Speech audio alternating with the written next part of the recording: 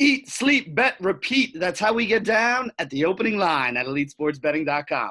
I'll be your host, Benny Ricciardi, and today we're going to dive back into the eSports world. So anytime we do that, I got to bring my man, Moose Elite, who has been crushing it over the weekend, tied with, about another 10 people for first place in the 150 on Saturday, and then a whole bunch of those single entry tournaments I saw you take down on Sunday as well. Not a bad weekend for you overall. Yeah, I think being unemployed might have been more of a blessing than a curse at this point, and it's been really enjoyable. It is a lot of work, but there's a lot of you gain a sense of kind of like gratification when you have this whole enjoyment of winning or taking down a tournament after you put in all that work. It's like just being grateful for putting in that time. So yeah, it's been a really good week. We had a very profitable last week with cash lineups. I think we went 5-1 in the cash lineups that I gave out. I think I only skipped days that I didn't like or told people not to go heavy on slates I didn't like. Like the Friday night LPK slate, LPL slate. I specifically noted that slate was not one I would play heavy. And that was just like a for fun slate for me. But other than that, all the other slates we had good cashes in most slates, and we had good tournament picks. And I can in this opening line, I'm gonna kind of break that down for you about how I've been taking down a couple of these GPPs and how I've been using my article to do that. Yeah, and that's exactly what I wanted to talk about. We want to make sure that people can make the connection between what you're writing in your article and how they can use that to build lineups that they can, basically do the same thing that you're doing. I know one of our colleagues, Kenneth Lee, had a big weekend as well in LOL, basically just based off of reading your lineup and building lineups. I think he wrote a FanLink article about how he was doing that. So I actually said to you, that's kind of what I want to concentrate on here. So let's start there from the beginning. If I'm somebody who is new to esports and I sign up for the package and I'm reading your article, what do you think people should be doing with your article that has 3 or 4 guys at each different position that you're interested in here in order to build the kind of lineups that give them a chance to win? So how would you use your article to build lineups, and how should people be using it? So the way I would look at using my article is I break my article down into 3 separate sections. The first section is the teams that I think you should focus on for tonight's slate. So if you're a cash player, if you're a guy that's got, your daily bankroll is of $50, $80, $100, you're probably going to want to play more cash games and maybe like a couple single entries tournaments, because you're not mass entering these massive $333 tournaments. So you don't have the room to hedge yourself in every single position, and you don't really have the ability to try to win or take down these tournaments based on just covering yourself. So you got to be more efficient and precise with your lineups, which is why I start with the teams. The teams are where I think that you will be able to find the greatest amount of success. And so just kind of going over an article, I will list from top to bottom, I will list the top teams I like, the teams that are, the hard favorites. These guys are going to score, you can count on these people. And I'll work my way down all the way to dogs that I like. And that's where you kind of got to pick a choice, because a lot of these slates come with lineups that are going to require you to have to pick a dog for your team stacks in order to win a tournament. And it is a bit of a risk, but that's why we're here, right? We're taking risks every day. I mean, GPPs are risky by nature, no matter what sport you're playing, whether it's LOL, football, basketball, baseball, that's kind of the way that it goes. And it's also a little contrarian by nature. So like you're mentioning, you're going to have to throw in some kind of underdog or one of those 50-50 teams that's, plus 120 or minus 140 in there, and hope that they can wind up winning. Really what I think people need to understand is, it's very easy to look at the favorites and say, oh, this team is a big favorite and they're probably going to win. But you're not going to be able to build a lineup by taking all the guys on one of the favorites. Those are the guys that are $7,000, $8,000 on DraftKings. You could fit one of those teams in there, but in order to fit it, you're going to have to find those $6,000 guys, and those guys are usually the ones on a team that is an underdog or that is a slight favorite. You're not going to be able to see 2 teams that are minus 400 and be like, oh, I'm going to play both of these teams, mix a couple guys from each one together and build a lineup. if we didn't have a salary cap, yeah, that would be the ideal way to go about it. But like Definitely. you're mentioning, in order to fit those kind of teams, you're going to need to take a chance somewhere with your second team. And I think that's something that people really need to understand is you're going to need players from one of the teams that, the big favorites, the pimp teams out there that are, going to go out there and put up big numbers. But you also got to get a good performance out of one of these lesser teams or one of these 50-50 kind of teams in order to build a lineup that could actually work. Would you kind of agree with that? Yeah. And one thing that I will provide with probably the biggest thing I've learned so far with the Chinese slates compared to the Korean slates is that when you have a big Chinese favorite, you can still stack those players because those guys try hard and they kind of use the match as an experience. They use it as like a way to experiment their strategies, which causes them to really be aggressive and go for a lot of kills. So even if, for example, the equivalent of like I don't know the Lakers playing the Hornets at this point, right? Is on the slate. You're still going to play the team that resembles the number one team in the West because that team is going to go off, and a lot of people will avoid that and they'll say, "Hey, I don't want to go for that team because that team is so heavily favored. I don't see them trying very hard." That doesn't happen in China. These guys just go ham every single day. So don't be afraid to pick big favorites. Don't be afraid to pick the guys that put up the big numbers. Obviously, there is value if you're fading them and they don't go off. But sometimes that's not the case. I think it's like the football equivalent of like a guy that you can heavily rely on as like a Dalvin Cook type of player, but then Dalvin Cook has like a down week or something. Right. But that rarely happens in esports because these guys, they're not physically injuring themselves. They just sometimes have a more relaxed game. In China, though, they just go ham. They just try to get as many kills as possible. Well, they're basically in China. The stud teams are basically the Kansas City Chiefs. They're going to put up their 40 points one way or another, even if they're playing a crappy team that you expect them to beat. All right, they're still going to beat up on them. It just might be all those points in the first three quarters and not much at the end of the game, but you're still going to get it one way or another. And that's kind of the way to look at it here. Yeah. All right, so that's kind of like the team section of your article right here. And then obviously you have the cash section, which is very easy and explainable for people. You give your best cash game plays. But I want to talk a little more about the GPP side of this.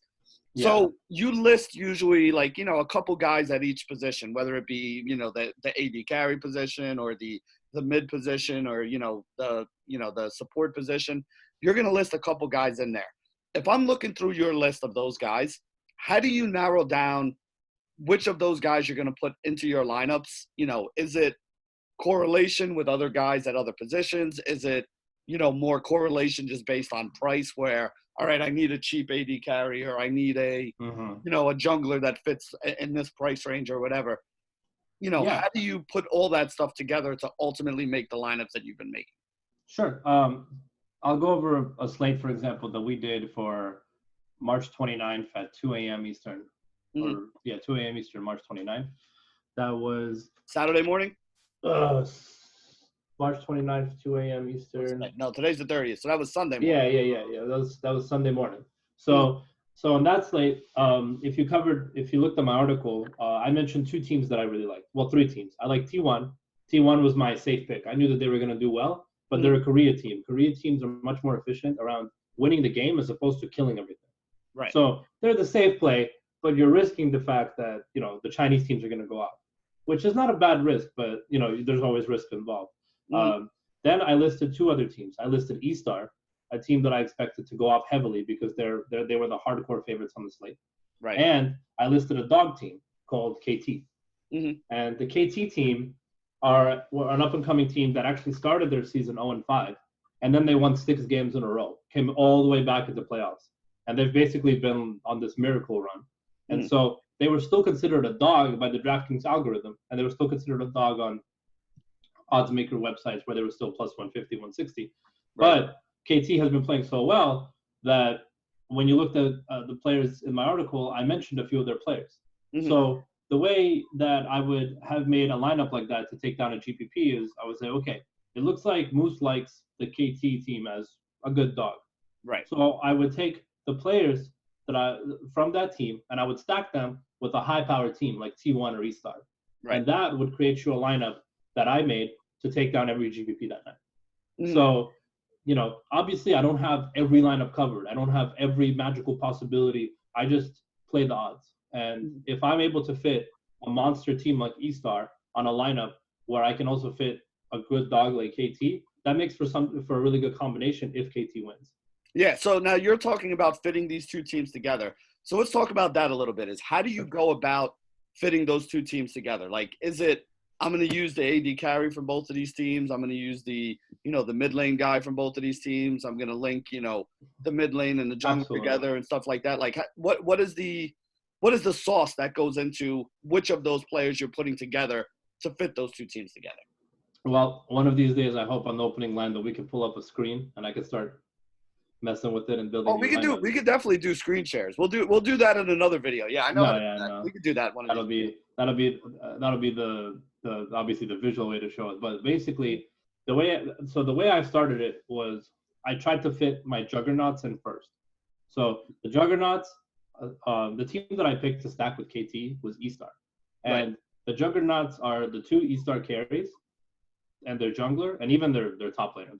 Those guys are all just monsters. So Okay. I wanted to fit in a carry into my captain slot. So I started with eStar, and I put in, first I put in their AD carry. Right. His name is Wing. Then I tried to, make a lineup with KT and eStar players. Mm-hmm. Didn't work. Too expensive because they're just so expensive. Right. So when they're captain, they're 1.5 times. Yeah, 1.5 times. So they're even so more. Then, right. And then I tried the mid laner, same thing. I was like, okay. At that point, I moved to KT. And then I grabbed KT's best player, their AD carry, aiming, and I put him in the captain slot. Right. And then when I made my KT eStar lineup, I started seeing possibilities. So I started seeing an ability to play both AD carries, and then I still managed to stick in the mid laner from eStar, and then I still managed to stick in the top laner, and then I started messing around the lineups. And then from there, you just kind of work your way. But don't be afraid to put the dog as a captain, because you're expecting them to win. If you're expecting them to win, then that captain will do well. Yeah. So don't worry about putting the dog, AD carry, or mid laner, or whoever as a captain. There's no problem with that. And sometimes that's better. In Aiming's case, he had another pentakill game where he went like 10-5, and then he had another game where he went like 8-7. So the guy is just a monster. And then put together with the eStar's dominance that day, it was an easy slate. Yeah, and you mentioned that right now, and one of the things that people need to understand is one of the reasons why we're talking about taking one of these lesser favorites or even an underdog in this situation is the guys on that team are going to be $1,000 to $2,000 less than the guys on the team that's the big favorite in this situation. So you weren't able to make it work with an AD carry on eStar that might have cost like $8,000. So as a captain, $12,000. But you may have been able to get the AD carry from KT for like $7,000. So as a captain, he's only 10.5, and that gives you an extra $1,200, $1,500, which allows you to fit all the studs from the good team eStar in there in other spots throughout your lineup right there. And that's really what it's all about is you want to get the players you want to get in there. And yeah, it would have been nice to get the AD carry or one of the midliners from eStar in there as your captain. But like you said, if you're expecting KT to win anyway, that guy's still going to put up some pretty good numbers, and he's going to do it at a discounted price. And that discounted price lets you get in all those other guys that you have in there. And that's really the idea behind building this lineup. You didn't have to go ahead and punt with somebody who you didn't think was a good player.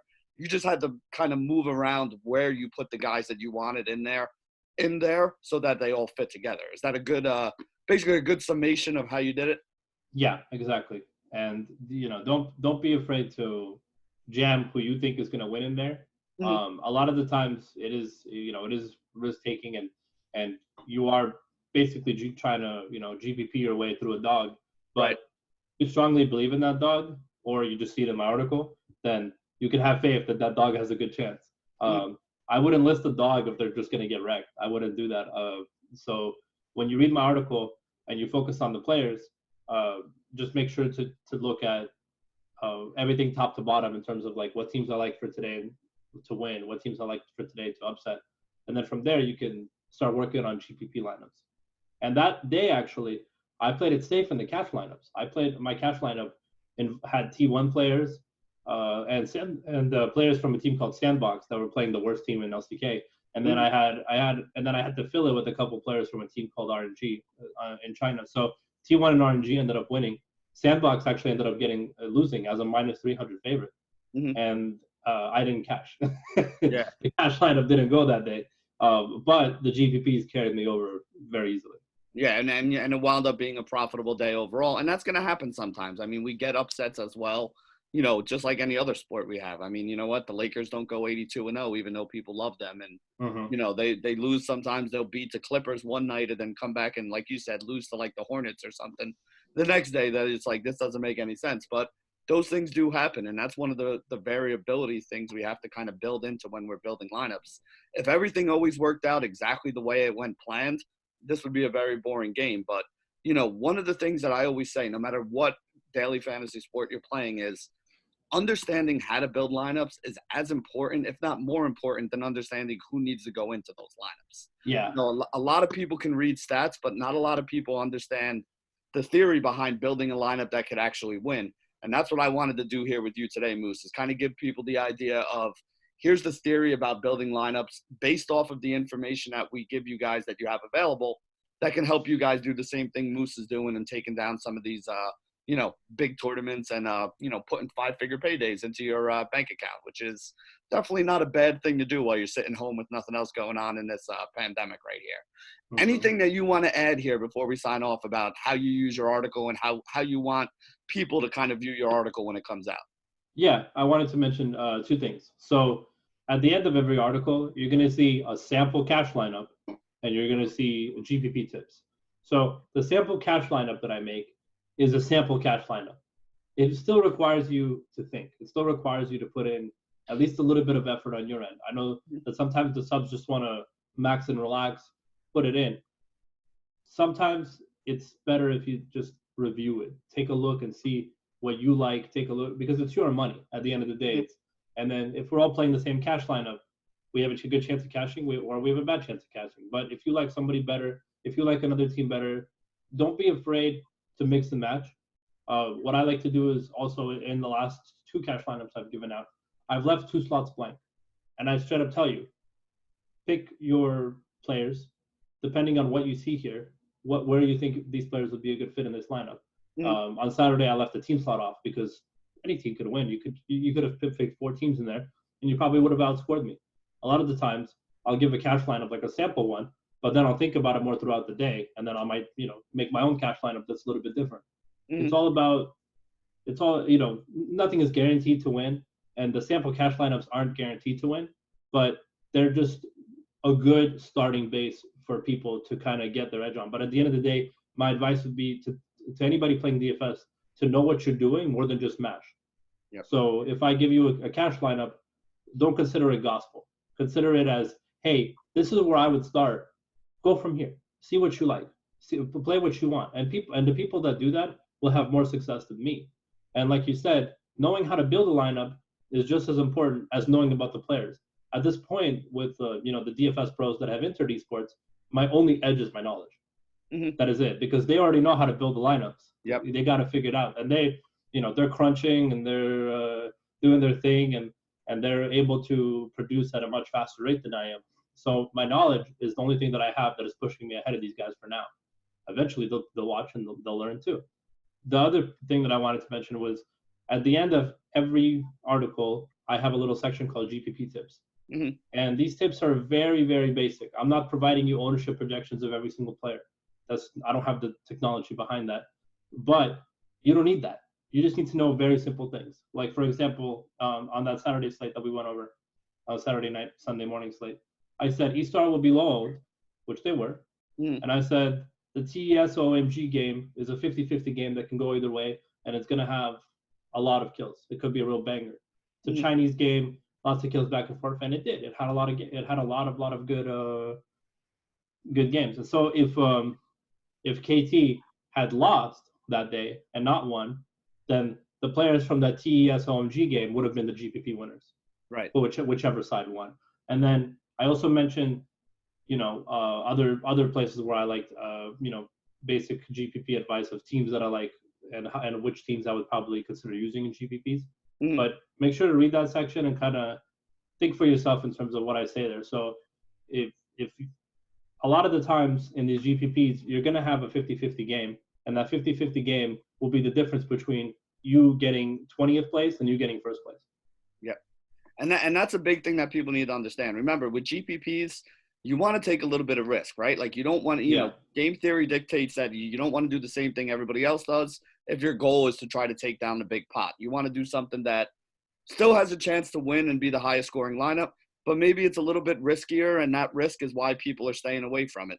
So that's good advice in any daily fantasy sport that you're playing right now. And Moose kind of gave us the the outline of how it works for us here in in esports. So just to kind of sum up, when you're looking at Moose's article, make sure you guys look at the teams that he likes to win. Those are the teams that you should be using to build your lineups. Look at the teams that you want to use, and then find the players that Moose lists in his article that are the best players on those teams so you can get them into that article as well. And then also make sure you look at the GPP tips where he tells you this team's going to be too highly owned, this team's not going to be highly owned, and use that to kind of give yourself a little differentiation. And if you listen to all those things, you can do what Kenneth did this weekend by using that information and taking down a pot.